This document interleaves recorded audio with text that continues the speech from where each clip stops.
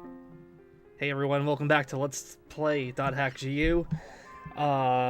This is gonna be... Well, let's look at our mail first. We got a few emails from the different people we've met along the way.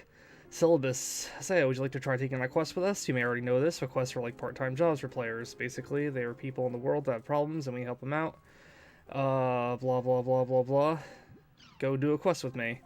Hey, thanks for adventuring together with me, and I never would have thought you were the real terror of death. I've heard a lot about you. This was the 4th time I'm targeted by PKs, and I'm just blah blah. Oh man.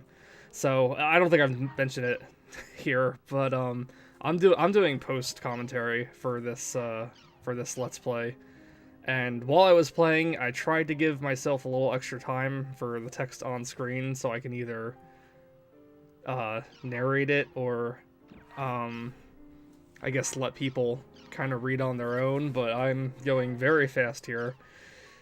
So, Pie. Why would Pie? Yeah, who are you, lady? Why are you... Get out of my face. Oh, so basically, oh man, there's gonna be no good time to explain this. So, I'll just... Basically, one of the more unique things about the .hack series, both the original one and GU, is that when you log out of the online game, the world, you're taken back to your desktop, and you can check like a mail system you have, and get and send emails to and from other players. And there's also like a news board and a forum about both things going on in the game and outside of the game. And this particular thing I'm going to look at here is, I don't really like it, but this is, even though I don't like it, I can at least respect GU for trying to take the effort to make some kind of animated news feature here. This nerd is gonna be explaining some of the outside world stuff that's going to become gradually more connected with the world as time goes on. Verbal and mental defects that leave victims non-responsive. That's right, this disease turns children into lifeless dolls. Oh no! But we'll fight back. To combat this earth-shattering crisis, we at Online Jack started an investigation. So basically, this is just like a creepy YouTuber with a camera that just kind of breaks into different places and generally is a nuisance to everybody that comes along. Endocrine disrupting chemicals. But what I want to showcase here is this book. Internet games are turning our kids into dolls. A warning about doll syndrome. Yeah, this also has some very 1990s video games are bad and you should feel bad if your children play them kind of mentality that just kind of feels super outdated, especially playing this game in 2017. When GU actually takes place, if I'm not mistaken. Part of the reason why I wanted to revisit the series was because I wanted to see kind of like how the real world was compared to the not-so-distant future that GU had set up like 10 years ago. If the professor feels that way, then let's see what he has to say. Let us begin the interview.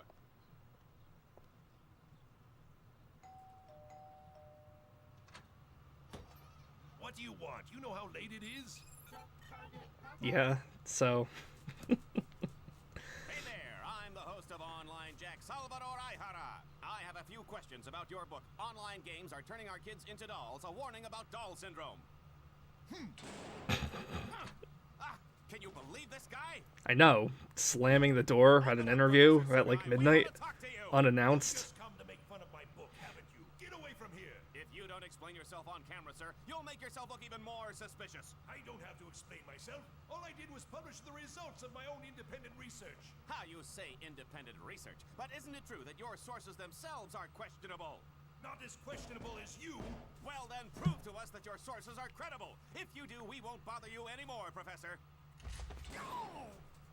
Give me a break. Who would believe you? And another thing, I'm an associate professor. Okay. Well, we were turned down by Associate Professor Sugai, but to follow our own independent research, we went undercover into the very elementary school that He Sugai says was undercover, investigating. but really This he's is the just a elementary school creepy where adult Associate breaking Professor into an Sugai was elementary conducting school his or study middle on school Down syndrome. with cameras and is about to like I don't know. He's got this like sexual predator thing going for the teacher that's in this little ongoing series of little videos. Hey there, boys and girls. There's no need to fear. Salvador Aihara is here. Who are you? We're in the middle of class. Oh, what is this vision of loveliness that graces our presence? Hello, Senorita. You and I can save the world together. Viva Salvador!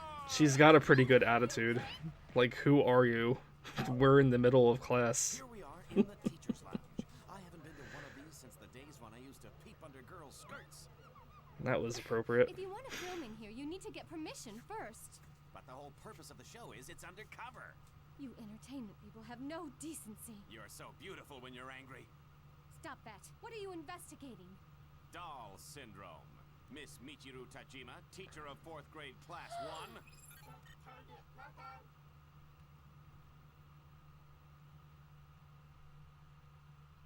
Yeah, so I personally find Online Jack pretty obnoxious. I'm keeping it in because, like I said, I do have to give props to GU for going out of their way to animate stuff for this kind of thing here. And I don't know if anyone else might be interested. It's not exactly my cup of tea, though. I don't like the guy. I think the whole thing is just kind of corny, but whatever. So, one of the more... And feel free to, like, pause any of this, or just skip it entirely if you're not interested in, like, the news stuff or whatever. Because there's no good spot for me to really talk about what this is, and I'm stupidly going too fast to really read it right now. 2017 is nearly done. As large as a soccer stadium, this fully manned facility will be used for various types of research in a deep space environment.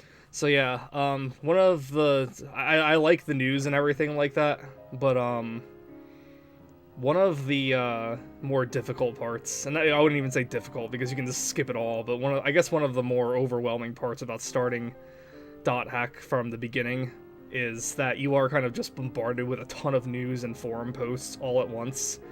I didn't really know what I wanted to do for this particular episode I wanted to do this early on before I started getting, like, more news posts, more forum posts, more mails and everything like that. The mails are almost always usually important, so that's not a big deal. A lot of the forum and the news stuff, though, some of it, I'm keeping in some of the things here that are related to the actual game itself. But some of the other things are just more like interesting scenarios about different things going on in Japan and the other worlds in the setting of this game.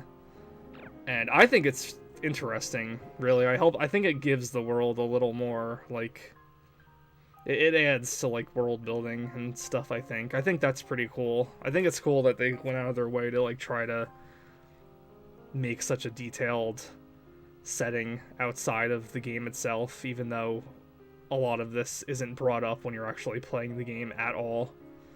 But basically some of the news stuff I was just going over it was just kind of bragging about how the World R2 is the most popular online game of all time, blah blah blah, kind of like in the same first Dot Hack where the World R1 was the most popular thing. It's going over that the set of goggles that lady was wearing before, that's kind of like VR now. So they're going over shady things about CC Corporation, which is the company that both made Dot Hack and is also like a fictional company inside of their own game that made the world itself. It's so dumb and convoluted, and I don't know, I love it.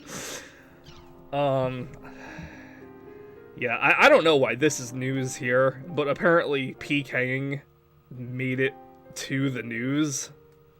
Must have been a super slow news day, but they really try to like drive home the fact that PKing is a huge, almost national crisis in this game. I don't know. Jeez, I don't know. They're going on about like ethics about killing other people in the game, and it's like, it's kind of weird because so many games involve killing other things in general that it's kind of, I don't know. This post here is talking about Crimson Versus. That is this side quest that becomes available in the second volume of .hack GU, and it's basically like an automatic playing card game. I don't know if I'm gonna be bothering with that at all. But yeah, just like the news, I'm just gonna be kind of glancing at some of the highlights of the forum stuff that they give you right when you log in. As you can see from this first post, you know, people will comment about what was brought up in the news, what was going on in the game and stuff like that. So you get like other players' inputs about what's going on. And this thread here is about the Epitaph of Twilight. This, I don't think, has much to do with this game itself, but it is a nice little summary of what it is and what it was about in the original series. Basically, the person that created the world in the first series of games based it off of this poem online called The Epitaph of Twilight. And yeah, like this, like Tenjin here is saying, the World War 1 was based on the Epitaph of Twilight, and this World War 2 is partly based on the original R1. It doesn't have too much to do with GU, at least this particular volume. I kind of forget if it comes up again, but that, they go into the Key of the Twilight here. That was a bigger part of the original series, but the most important thing you need to know about that is they're talking about this guild called the Twilight Brigade. That was, they'll say it later, but that was, the guild that Haseo and Shino and Ovan all belong to together. And the Key of the Twilight was basically a rumored item that could, like, no one really knew what it did. Everyone just kind of assumed it would just, you know, grant you whatever you wanted. So that guild, the Twilight Brigade, they went and kind of searched for it through some of the lost grounds, like that waterfall we met Ovan in at the beginning, and the Holgrons Cathedral that we fought Tri-Edge at. That doesn't really come into play until much later either, but I wanted to like bring up the Twilight Brigade thing. And here, there's 5 different types of, you know, boards for the forum, and this is the rumors board. It talks a little bit about Tri-Edge here, and the girl in white from before was the statue that Chino had mentioned was gone, and the tuning fork thing is just a common sound in .hack in general. And then we also have this, like, I guess you could call it, like, this kind of DeviantArt forum, where you can get different wallpapers for your desktop. Basically, you can see different people with very different skill levels posting their art up, and you get to see what people think about it. And I don't know, it's something that's just not really necessary at all, but I think it's just a really cool touch. But that was most of what I went through that I thought was important from the forums. If you wanted to read any of it or just skip it or whatever, it's up there. This was always my favorite background for this game. I'm just gonna keep this up, and this background music up too, because you can get different background music as well. But I've always just enjoyed this combination. I always thought it was very peaceful and relaxing. And in addition to the forums on the desktop, you also have different forums in the world's, I guess, title menu there. I didn't spend too much time on it. There was really nothing too important. I got a few keywords for leveling up and finding very common items, and I don't know why we got them at all.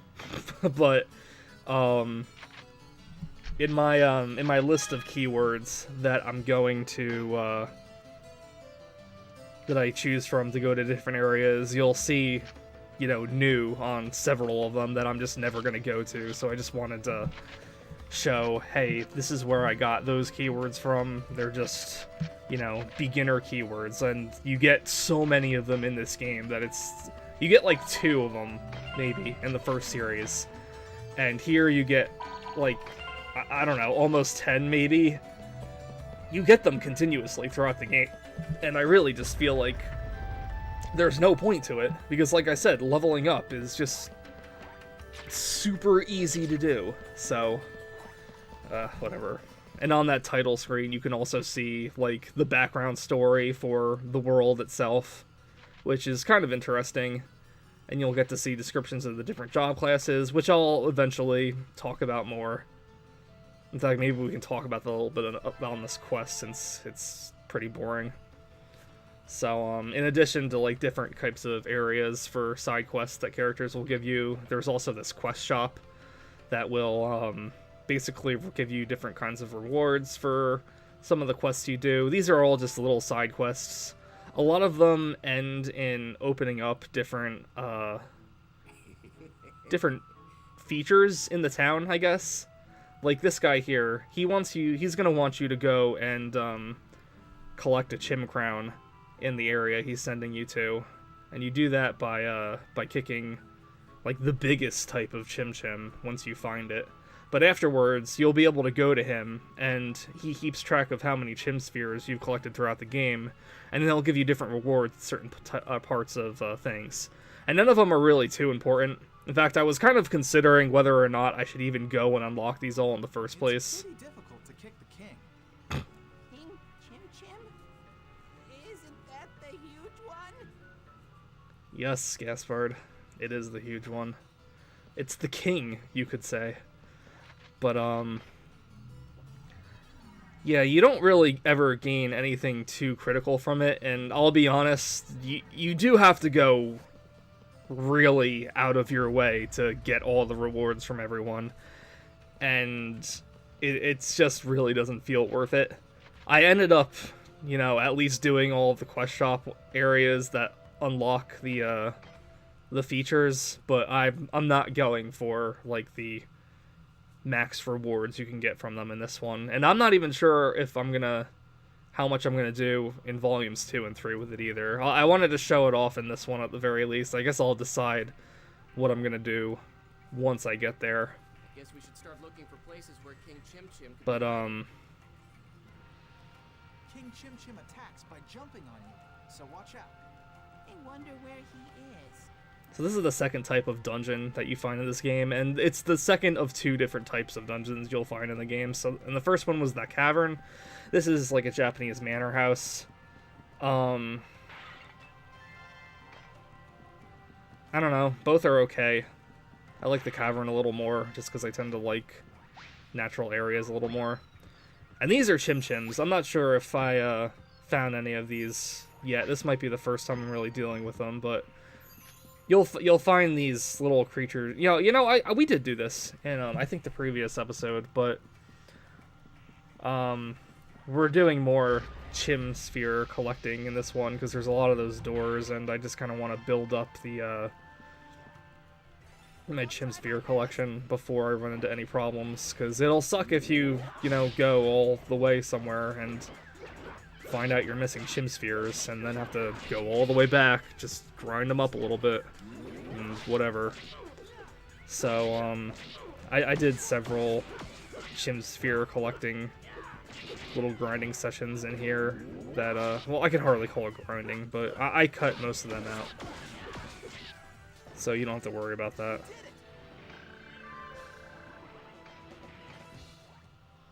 But this is a pretty straightforward quest. It's really just find where King Chim Chim is. The way I normally play Dot Hack, because whether or not I intend to, what I usually end up doing is trying to complete all of the side quest rewards, including something we're gonna find later on that keeps track of like how many times you've cleared an area of all monsters and stuff like that. So I usually use an item called a Fairy's Orb to lay the entire map out, and then just kind of systematically go through it, so I can destroy all the enemies and find all the treasures without missing really anything at all. That's part of the reason why Dot Hack takes so long for me to complete, is because I spend so much time faffing around like that. Because even though it is an episodic game, this game itself is not terribly long. I think I finished this one at about like 20 hours or so. My first file says it's close to 60, and yeah, I faffed around a lot in that. But, you know, when you put them all together, I suppose it's not too much longer than your typical JRPG from this era. But for this playthrough, I'm just kind of exploring on my own. I'm not really using a Fairy's Orb. It would make more sense, maybe, because I would just, you know, make a beeline for there and not waste so much time, but, you know, I don't know. As easy as it is to level up, I don't, like, want to, like, completely skip out on all the experience and everything like that. So for this playthrough, I'm just kind of exploring the dungeon at my own leisure, and, you know, if I get to the end quick, great. If I don't, well, that's what editing's for.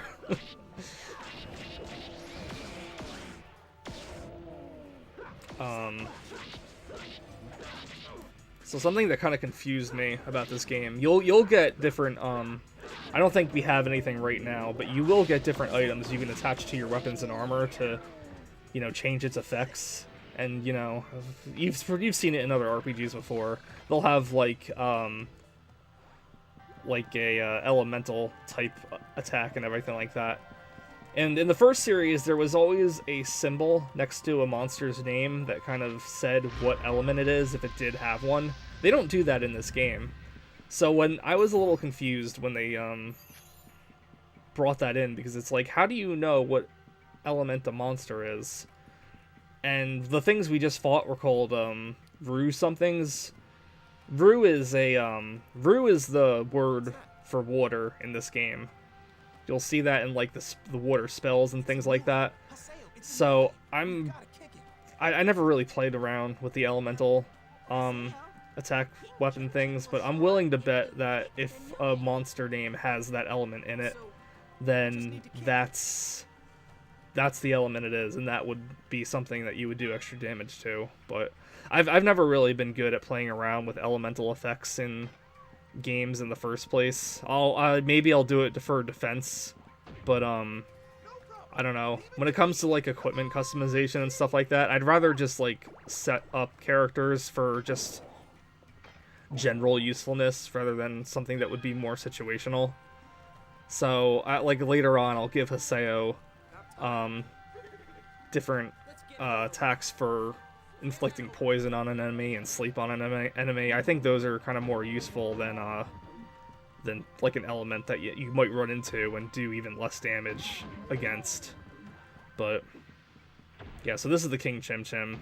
He gets bigger every time you kick him, and you gotta kick him a bunch of times, and after 3 kicks he'll jump towards you. He didn't jump toward me that one last time because you were too far away.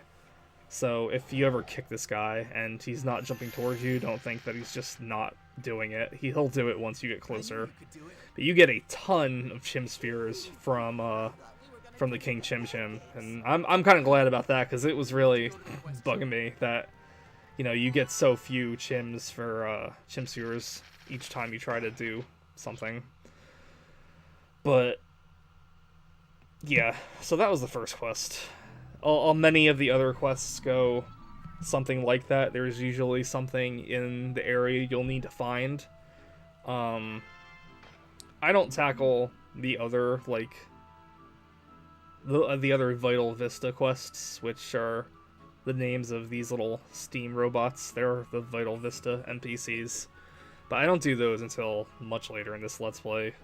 Because at the time when I was playing this, I was like, I'm not going to do this.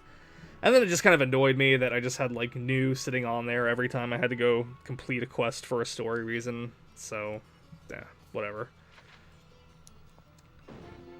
But usually when you complete a quest, you get one of these text items, and they'll permanently increase one of your stats. So this one will do magic attack. Normally I give everything to Haseo, because he's in your party all the time, and, you know, he is the character you control. But since Haseo is more physical-based in the game, you don't really use magic with Haseo, unless you specifically, you know, buy scrolls to teach him magic. But even then, it's like, there's really no need to, because everything you can do is just, like, better with someone else. So, I just brought Gaspard here to teach it to him. Like I said, most of them are going to be going to Haseo, though. The magic attack ones will go to, I don't know, probably the first magic user I can find. But, yeah, that's it. Sorry if it was a bit of a longer episode. I know the message board thing might not have been everybody's cup of tea, and it certainly didn't go as well as I planned it to. I was scrolling too fast when I played it to really consider, hey, I want to read this out loud, or explain it to whatever. But, going forward, the message board stuff will, it won't be so, there won't be so much of it. You'll only get like a few new posts at a time to go through, and I'll still skip over the stuff that's not too important. So don't worry about that. This definitely was just one of those things where you just had to just get it out of the way, and it was better to get it out of the way earlier rather than later. So next time we'll go do something else. I don't know, maybe check our email or something. So I'll see you later. Bye.